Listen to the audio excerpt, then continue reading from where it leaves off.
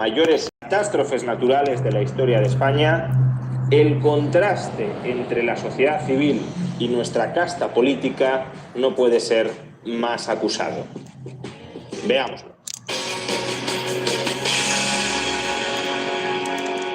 Han pasado ya 3 días desde que se produjo la que ha sido la mayor catástrofe de la historia reciente de España: los devastadores efectos de la gota fría en el Levante español y muy especialmente en la provincia de Valencia. Pero a pesar de haber transcurrido ya 3 días, la situación está muy lejos de haberse normalizado. La mayoría de las personas más directamente afectadas por este desastre natural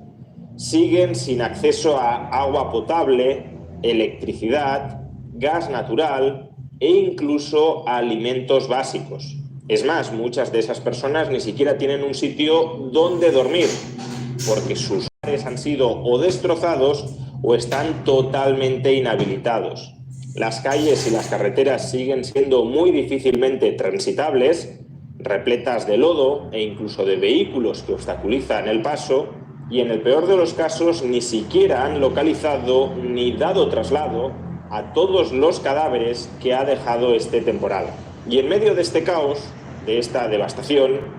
hemos visto cómo ha emergido lo mejor y lo peor de la sociedad civil. Lo mejor, sin duda, han sido las mareas de voluntarios que, de manera espontánea, sin que nadie se lo haya ordenado, están tratando de ayudar a las víctimas de esta gota fría,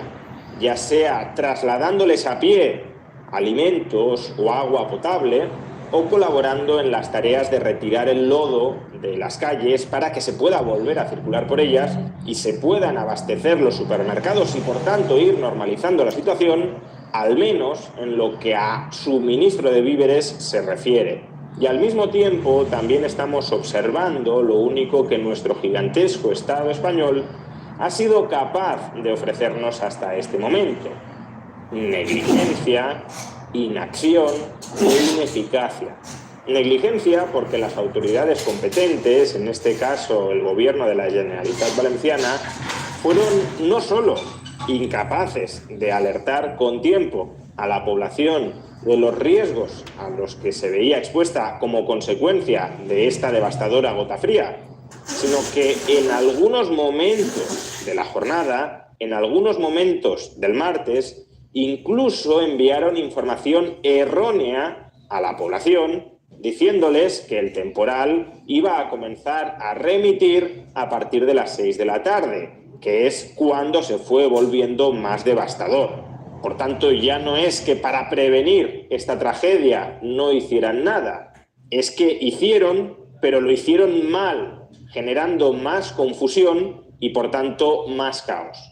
Y a su vez, inacción e ineficacia, porque, como ya hemos dicho, 3 días después, las administraciones públicas todavía no han sido capaces de normalizar mínimamente la situación en los municipios más afectados. No han sido capaces de suplementar o al menos de facilitar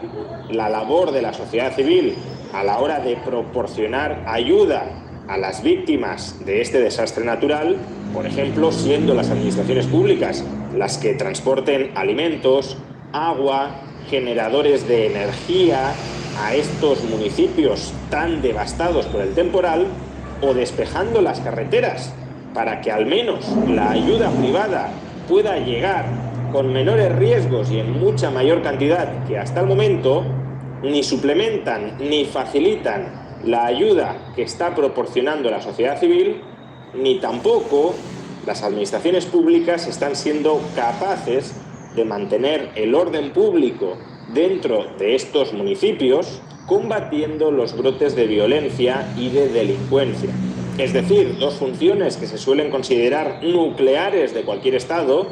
el mantenimiento del orden público y la asistencia a la población en medio de catástrofes humanitarias, como puede ser esta catástrofe natural,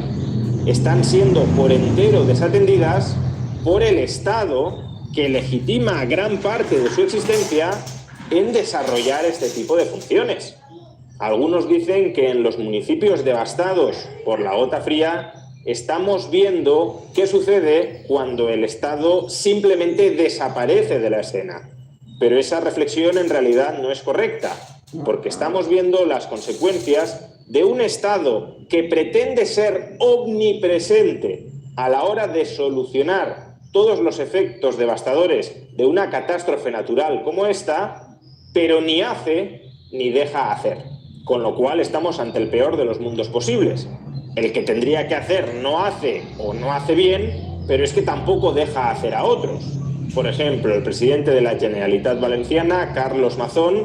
a pesar de que no está siendo capaz de abastecer mínimamente a los municipios afectados con suministros básicos, ya está amenazando a la población que acude a ayudar a sus convecinos devastados por el temporal con restricciones a la movilidad para que no colapsen las vías públicas. Él no ayuda y parece que no quiere permitir que la sociedad civil ayude. Porque si él, como responsable de la Generalitat Valenciana, hubiese normalizado la situación en estos municipios, la población vecina no sentiría la necesidad de acudir masivamente a ayudar porque ya lo estaría haciendo la Generalitat. Pero si la Generalitat no lo hace, obviamente la sociedad civil que observa cómo sus vecinos, amigos, familiares están dejados completamente a su mala suerte,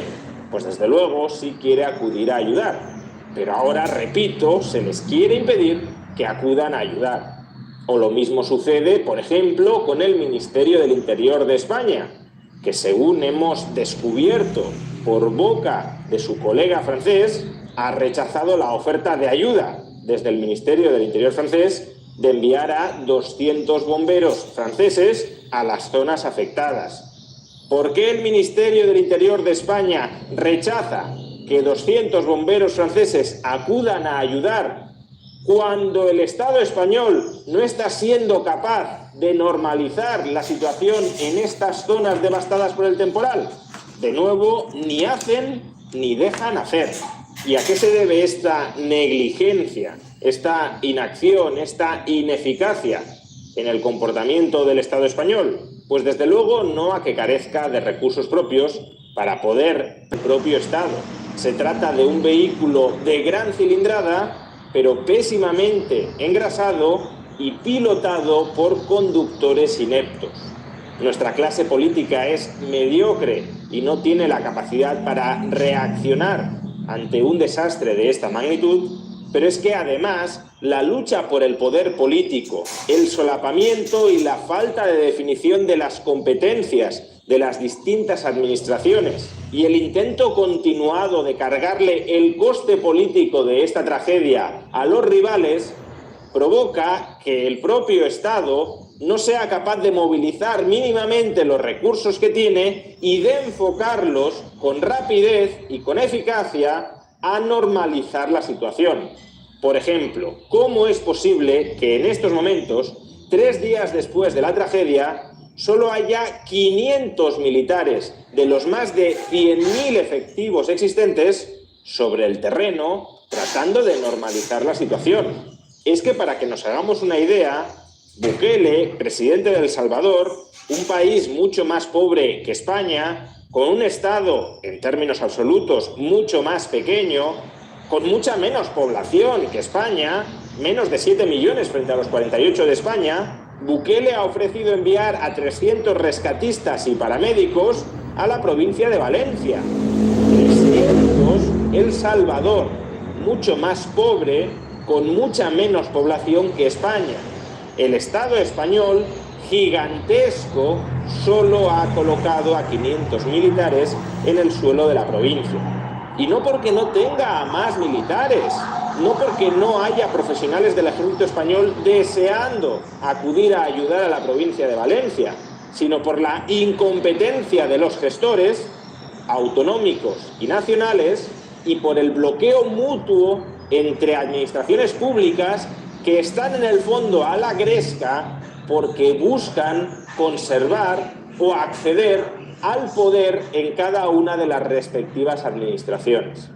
Supongo que en algún momento futuro, y espero que sea más pronto que tarde, ese Estado español gigantesco, con una enormidad de recursos a su disposición, terminará contribuyendo a normalizar la situación en las zonas afectadas. Pero lo que ha quedado claro hasta este momento es que la capacidad de anticipación y de respuesta veloz ante una catástrofe de esta magnitud ha sido pésima y por tanto se han dilapidado unos días absolutamente críticos para prevenir o para minimizar los daños